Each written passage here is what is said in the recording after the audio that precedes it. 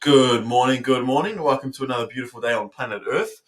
Today I wanted to chat about how I think through the sales process and how you can increase your closing percentage and make more sales. Um, so, if you don't know who I am, my name is Jacob Cooke-Tait. I'm a young retail store manager slash marketer.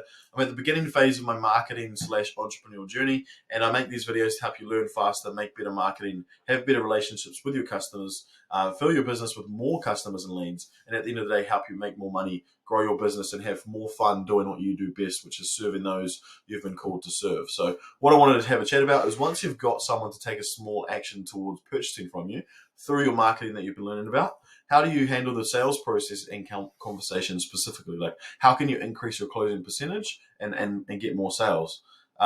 First, I wanted to quickly mention that if you don't know already, sales is the hamster that keeps the wheels turning in your business. Why? Because without sales, you don't have revenue, and without revenue, you don't have a business, right? Sometimes it's easy to forget that you need to make sales in the first place. Like, especially when you have a million and one tasks that you need to do in your business. Like, you need to reply to emails, order merchandise, fix the printer, follow up with so and so. But at the end of the day, the most important thing you can be doing is getting more leads through your marketing, selling to those leads, and fulfilling the product or service you offer those customers. Like, when you think about it, the business solely exists to provide value in exchange for money. That's the fundamental truth of the business you've created and the business you work in. Provide value to customers in exchange for money. How do you provide value? You make sales. So here's my, I think it was a 6-step system for increasing sales. I learned a lot of this through Jeremy Miner. I would highly recommend his book and sales training if you haven't checked it out already. His sales training corporation is called Seventh Level. But first up, the first step is remove the expectation of making a sale in the first place. Like, your number one job when talking to a customer is to first find out if there's a sale to be made in the first place. Do their problems match my solution? And is the question you should have running in your mind all the time. Do their problems match my solution? The old sales strategies of pitching your product and hoping you make a sale don't work with today's information age buyer. Buyers are smarter than they used to be, and they're more skeptical. They want to know if it's going to solve their problem first. So, not like in the 40s and 50s when you could almost say anything and they would believe you. Like, buyers will fact check you on everything. As soon as you say something, they can pull up their phone and Google it straight away to make sure you're selling the truth. So, step 2 is be neutral. When people think of salespeople, they imagine the slimy used car salesperson who is out there trying to pressure people into buying. That's not what sales is. Fundamentally, sales is just matching someone who has a problem with a solution that will help solve them that problem. And in exchange, you receive money, pretty much. To be neutral, forget about the money and commission you might make from the sale. Be hungry and effective, but your main job is to help your prospect and help them find out if your solution will solve their problem. Don't be pushy, be detached from the sale. Use neutral language like might, could, would, possibly, and potentially. For example, like, if this could work for you, or if you would be open to looking at any possible hidden gaps in your marketing strategy that might be causing you to lose potential sales. Now, when you say it like that, like if you could, and you lean back a little bit in your tone, what happens when you say that is the person pulls you in because you're pulling back. Now, most salespeople, like with the old strategies, they would push on, right? So then the prospect retreats, if that makes sense. So when you're leaning back, the prospect pulls you in, which is what you want.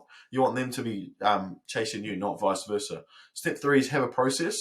All great salespeople have a process for making a sale. Set up a script that you can follow. If you're in person, commit your script to memory and take every prospect through it. Why? Because when you follow the same process for every sale, you can analyze the gaps and see what's working, what's productive, and what's not working, and what's not productive, and what needs to be improved and changed. Step 4, imagine yourself as a doctor or authority. What I mean by this is imagine yourself, as a doctor and as an authority. When people go to the doctor, they sit there, they answer the doctor's questions, and at the end, the doctor prescribes based on the problem and the needed solution or remedy. So, being a doctor or authority in the sales process means you ask specific, well thought out questions to help uncover the prospect's pains, hopes, and desires. A little side note on this, I see a lot of people pitching their products too soon, or their whole process is just a pitch and then asking if they want to buy. You don't walk into the doctor's office, say you have back pain, and then he gives you something straight away for that. He'll ask more questions like, how long's that been going on for? When did you first feel the pain? How is that affecting you? And that type of thing. So there's the same questions you'd ask your prospect, what's the problem? What caused it? How long is that affecting you? How long has it been affecting you? How is it affecting you, personally? So it's the same way you should approach each sale. Uncover the pain, what caused it, and how long it's been affecting them for. Step 5, look after yourself and health. Go to the gym, eat well, be healthy. No one wants to buy from a slob or someone who can't take care of themselves. People like to buy from, people who an extension of themselves. So you don't want to buy anything from homeless people, do you? Last step, step 6, seek out more advanced knowledge on sales. Sales is a skill that takes constant training and improvement. Always be learning and adopting new things to your system. Test them to make sure they're improving your process and actually productive. Read books on sales, learn about your industry, find out what's making people buy, put it into your process, test it, and adjust when you need to. Analyze your process for potential gaps, and find out what might be causing you to lose sales. Anyway, hope that helps. Take what you need away from this. Hope this helps you make more sales, close more deals, get more revenue. If you want to see the script I use for my sales process, this is the exact script that's helped me collect over $2.5 million in the last 18 months in retail sales.